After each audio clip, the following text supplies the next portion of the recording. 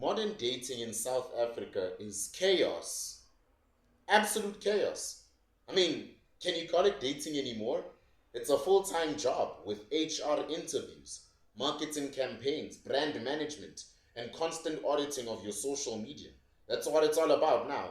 The good old days of asking someone out, spending time together, and building towards family and stability, nah, that's gone. We've traded that in for vibes, validation, and virtual applause from people you've never even met in your life. Let's break this down. Once upon a time, love was simple.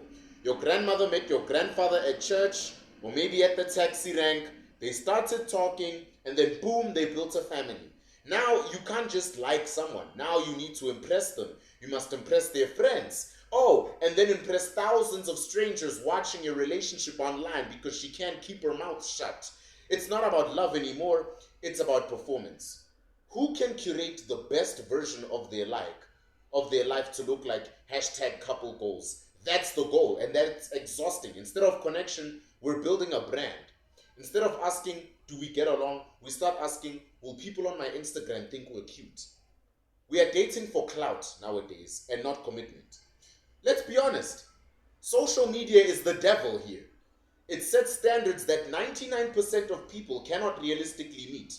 Girls are busy scrolling TikTok and Instagram with their goldfish attention spans, bombarded with soft life influencers, being flown out to Dubai and the Russian job scam, drinking champagne on yachts, dripping in Louis Vuitton.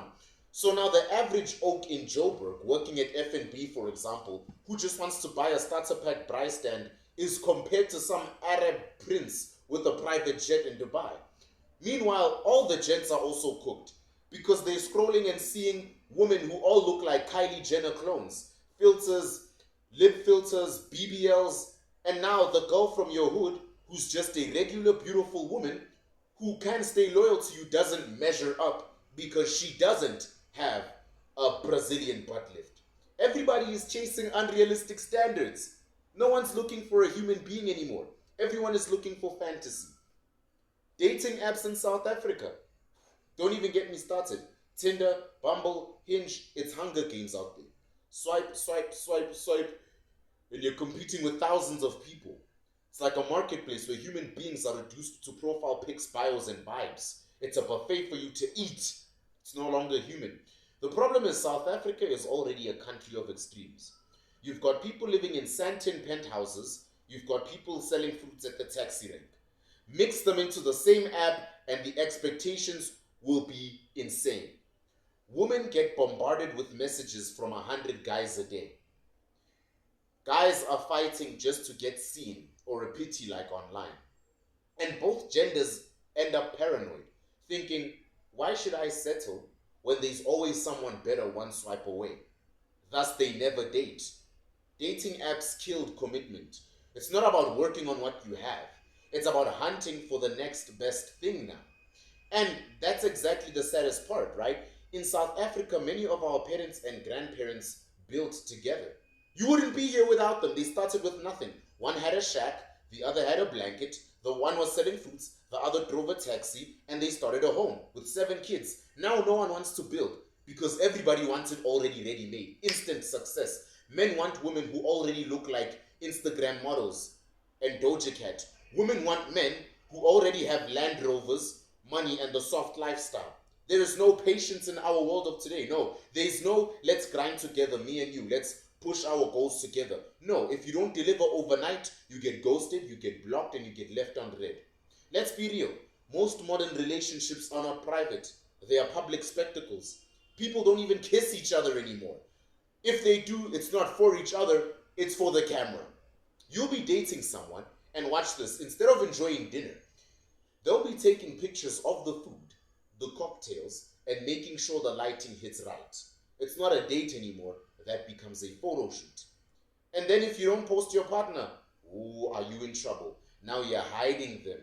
Now you must soft launch them with a hand pic, and then a blurry pic, and then eventually the face reveal like it's the trailer for Avengers Endgame. Relationships have become PR campaigns.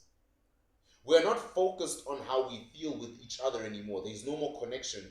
Now we're too busy focused on what the world thinks, on how the world thinks we look together. So Why is modern dating exhausting? Simple. We are not humans anymore. We're marketers. We are not building families anymore. We're chasing followers because we are followers. We are not finding partners. We are casting co-stars in our own personal reality shows. That's why modern dating in South Africa sucks. We don't ask, can you be my life partner? Now we ask, will you look good next to me on TikTok? And that's why relationships don't last around here. Because when the clout fades, when the likes stop, when the dance trend stops, when the validation dries up, you realize you never built on real love, real connection, or shared goals. And you want to know what? Maybe you never even liked the person at all. Dating in South Africa has its own unique spice. We're not just dealing with social media madness. We've got our own chaos. You've got cultural expectations, like when are you paying lobola, or whatever they call it now. We've got economic stress, where half the country is unemployed. Half the country. We've got safety concerns because let's be real, you cannot even go on a night date in some parts of the country without worrying about getting your phone taken from you. So now dating isn't just about love, it's about negotiating. It's a business, negotiating culture, economy, add social media pressure on top, and no wonder every girl in this country is expecting their boyfriend to drive a Range Rover and have a multi-million rand mansion. But hey, it's not all doom. I mean, there's still hope, right? It starts with us flipping the script, as I like to say. So stop dating for social media for once. If the whole world doesn't know you're in a relationship, then so what? Who cares? Stop chasing unrealistic standards. Your partner doesn't need to be extremely wealthy, famous, or Instagram certified. They just need to be loyal, kind, and aligned with you and able to pay the bills. Bring back building. If you have a vision, build together. Money, bodies, clout, those things fade. Real companionship doesn't. And you need to value your privacy. Sometimes the strongest relationships are the ones nobody knows about. You want to know why? Because they don't have your nose to butt into their business. So at the end of the day, relationships are supposed to be about love, not likes, about connection, not clout, about family, not followers. Modern dating in South Africa is exhausting because we've turned it into a circus. We are auditioning, we're performing, and we're competing instead of simply connecting with one another.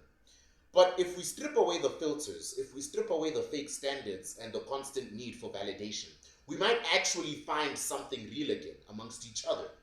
The spiritual connection is there, but it's just dormant. Deep down, everyone is tired of pretending for the camera. Everyone wants love, security, and someone who has their back when the Wi-Fi is off and the phone is dead. You get what I mean? That is rare now, but it's real. And that's worth more than 1,000 likes. Funny enough, this actually happened to me just 2 days ago. So I was chatting with this girl, right? Vibes were good. You could tell, like, connection was there. If you were there, you could tell. And at one point, I complimented her, right? Out of nowhere, she brings up Lobola. Out of nowhere. So I'm thinking, maybe she's joking. So let me play along. So then I asked, I'm like, how many cars do you want then, you know? And she says in the most serious tone, she looks at me dead in the eye and says, how many cows do I deserve? Bruh, I didn't even hesitate. I said, none. Keep digging.